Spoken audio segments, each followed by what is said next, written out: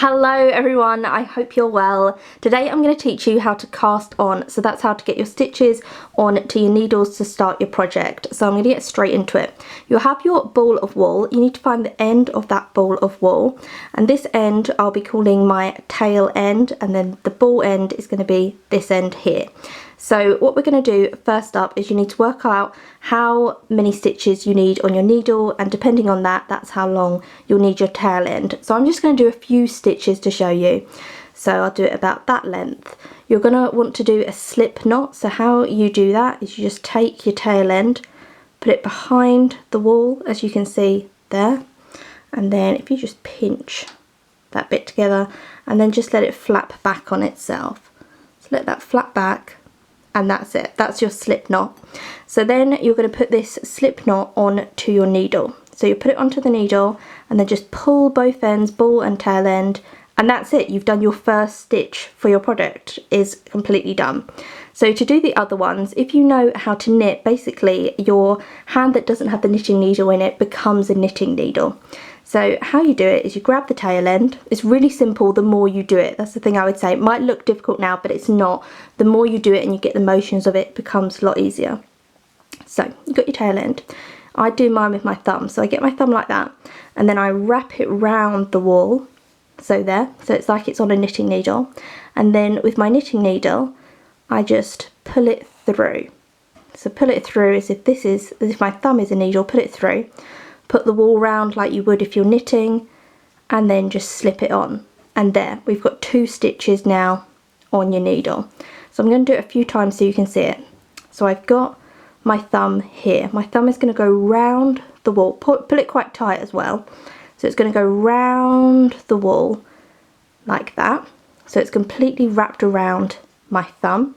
I'm then going to get the needle and I'm going to put it into the wool around the back of my thumb here, and then I'm just going to loop the wool around the knitting needle, so it's just around the needle, and then on your thumb that is your stitch. So you just want to get this and put it onto the needle, and that's it. We've done 3 stitches. So I'll show you it again.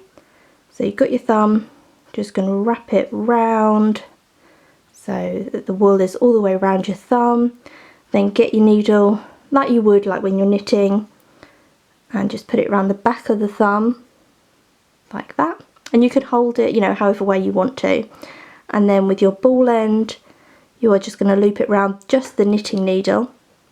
So there on your thumb is your stitch, and then you just slide it into place like that, and that is how you cast on. So with the tail end, this is how many stitches you're going to be able to get on the needle. So if you want to fill a whole needle, then you'll obviously need more of a tail end, but I've just done a few stitches there. And this might look difficult, but like everything with knitting, once you get the hang of it and you get the mechanism of doing it, it becomes a lot easier. So I'm just going to do it one more time. Okay, so got your thumb, gonna wrap it round the thumb, so it's all the way around the thumb. Okay, like that, and then you've got a little gap here, and then put the knitting needle around the back of the thumb.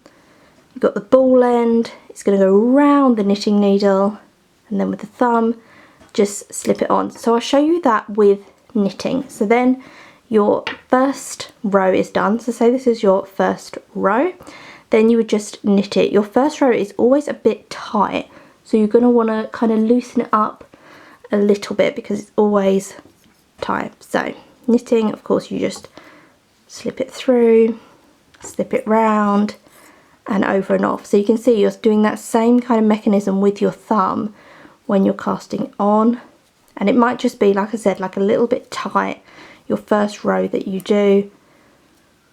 So you just want to do it to whatever tension your project is that you're doing. And also you can use the tail end just to tighten it up a little bit as well. If it's feeling a bit too loose on the first 2 stitches, just pull on the tail end and it will just tighten up a bit. You can pull on the ball end and it will tighten it up to whatever kind of tightness you want your project to be.